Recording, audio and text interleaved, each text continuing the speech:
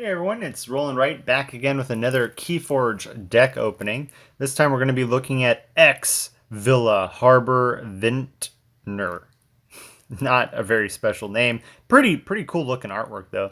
This is going to be a Shadows Logos Dis deck, and this time I have a actual cut on the back that I can open this up with. So there's that.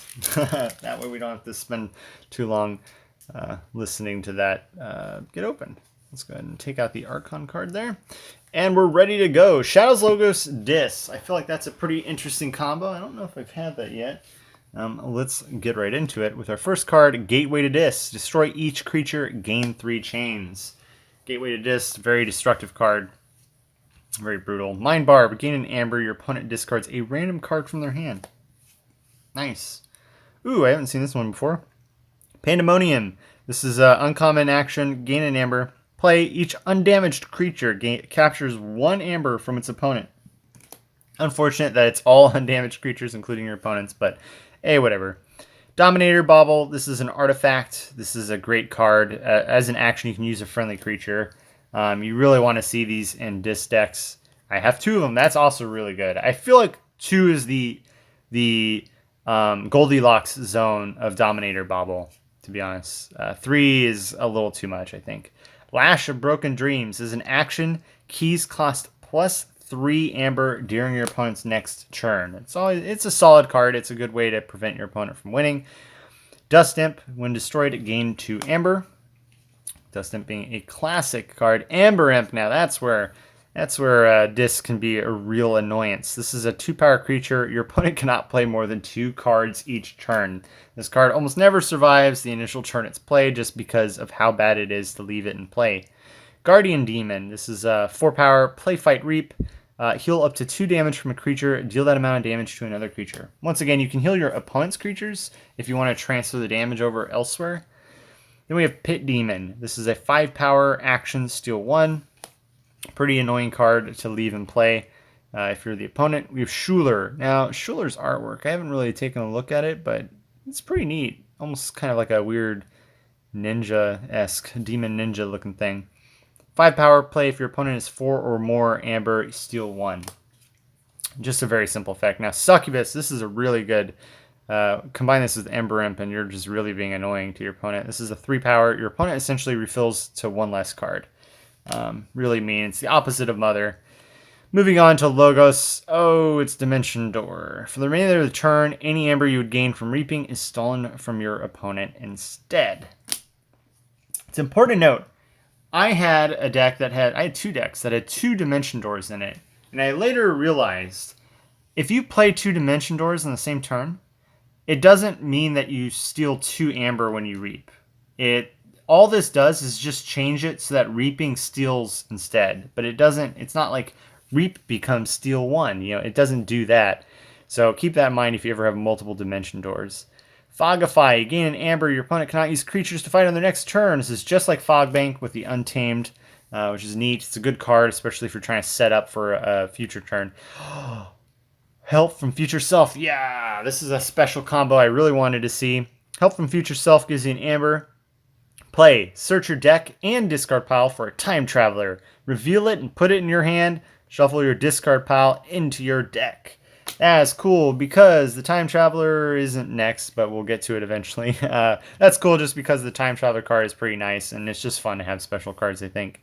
Remote Access. Gain an amber. Use an opponent's artifact as if you're yours. That's always going to be good, I feel like. Scrambler Storm. This is an action. Get an amber. Your opponent cannot play action cards on their next turn. Funny, the last time I think I got Fogify, I also got Scrambler Storm in the same deck. Pretty mean. Essentially makes it so your opponent can't really do much on their turn. Wild Wormhole. Gain an amber. Play the top card of your deck. Could be faction, could be out of faction. Doesn't matter. Could be help. It could be beneficial. Could be terrible. Library of Babel. This is an artifact. Action. Draw a card. I want to point out... This is a good card, by the way. This is a good artifact. I want to point out that every time I get Dimension Door, I don't get a lot of Logos creatures. And that's what I'm fearing now. I am really fearing it now because we got another Library of Babel. There's their Dexter. Play, capture 1, put Dexter on top of your deck when he's destroyed. Doc Bookton. Reap. Draw a card. It's 5-power. these are decent cards. Dexter can have some coolish combos with him. Nothing super fancy. Doc Bookton, of course, being able to just draw a card is nice. And then there's the Time Traveler. So there's the future self grabbing him, I believe. When he comes into play, you get an Amber. He's a 2-power. When he comes into play, you also get to draw 2 cards. And as an action, you can shuffle him right back in your deck. Very nice card. I really like the Time Traveler. Then we have the Titan Mechanic. This is a 6-power. While he's on your flank, your key, both players' keys cost -1. So they essentially cost 5 by default. Titan Mechanic's okay. You have some control over when that effect is active and when it's not active. Moving on to our final faction, the Shadows here. We're going to start with Booby Trap. I really like Booby Trap a lot. You gain an Amber, deal 4 damage to a creature that is not on the flank, and then deal 2 damage splash. So 2 damage to his neighbors. Good card. You can really just do a lot of damage with it. It's essentially 8 damage too in an Amber. Miasma is also a great card. You get an Amber, your opponent skips their Forge a key step on their next turn. Could give you all the time you need, to be honest. I mean, when you're looking at some of these discards like Lash, we don't have any Charettes. We don't have a lot of capture so far, but Miasma is just like, I don't have the cards I need to stop him. I can at least stop him from forging that key, right? Then we have Subtle Maw. This is an artifact. Your opponent discards a random card from their hand. It's a good artifact. It's nice to just be able to do this every turn. At first, I thought this was an action, which didn't really make sense because Mind Barb was a better version of it. But then I realized, oh, it's an artifact. I can do this every time I claim Shadows. It's really nice. Next up, we have Carlo Phantom. This is a uncommon creature, 1-power, elusive, and skirmish. And each time you play an artifact, steal 1 Amber. Well, we have, let's see, 1 artifact from Shadows, 2, 3. And then with this, we have 4, 5, 6. So that's quite a lot of artifact targets for that. That's pretty nice, huh? We have Magda the Rat. This is an uncommon creature as well. 4-power, elusive, so it needs to be attacked twice. Play, steal 2 Amber, but when she leaves play, your opponent steals 2 back. So ideally, you play her, steal 2 Amber, you forge a key or whatever, and then try to get her off the board so that way your opponent can't steal any back. Next up, we have Nexus. I love this card. It's 3-power, elusive. Reap, use an opponent's artifact as if it were yours. Then we have Old Bruno, 3-power, elusive. When he comes into play, capture 1. That's good, especially with Miasma. Dodger, he's a 5, fight, steal 1.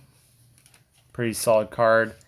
There's I think it's Pit Demon or something like that. There's a similar discard. It's 5-power, fight, steal 1. Where's it? Reap, still no, it's an action, steal 1. Okay, so this is a little different, yeah. Selwyn the Fence. This is a rare creature. 3-power. Fights and reaps. Move an Amber from one of your cards to your pool. Interesting. So you can... Oh, I get it. You're fencing the captured Amber. Okay. So Selwyn the Fence is ideally used with Old Bruno here. I don't recall there really being many. You have a capture card. You have capture on Dexter. That's a good combo, I guess. Do we have any disc capture here? Does not look like we did. So, okay, but I get it. That's pretty neat. You essentially can fence captured Amber in your own pool. That's pretty nice. Pretty brutal. Shadow Self, 9-power, deals no damage when fighting, but the damage dealt to its neighbors go to Shadow Self instead. Keep your squishies alive a little longer. Silvertooth, 2-power, he enters play. Pretty straightforward card, nothing super special. And then we have Dusk Runner. Nice, I've wanted this upgrade. This creature gains Reap, Steal 1. Very nice, very, very good card. You put this on really anything, and when you Reap with it, essentially on top of gaining an Amber, triggering any other effects, you also get to steal from an opponent. It's brutal. It's very mean. All right, guys. So that was X Villa Harbor Vintner. It was an okay deck. I wouldn't say I'm really sold on it in any regard. Here's the deck list. Once again, Logos is just one of those things where I feel like it can really make or break a deck in some instances, just because of how funky some of its cards work within itself. I don't know if that really applies here. I think there are a lot of really solid cards. We have 2 Dominator Baubles, which really make it difficult to kind of imagine how this deck could play out. And our Shadows faction looked pretty solid. So, I don't know. It's hard to say. But, let me know in the comments, like, what you guys think about X Villa. All right, guys. That is it for this deck opening. We have just a few more left for this box, but I do have another deck display after that. I will see you guys in the next video. Sayonara.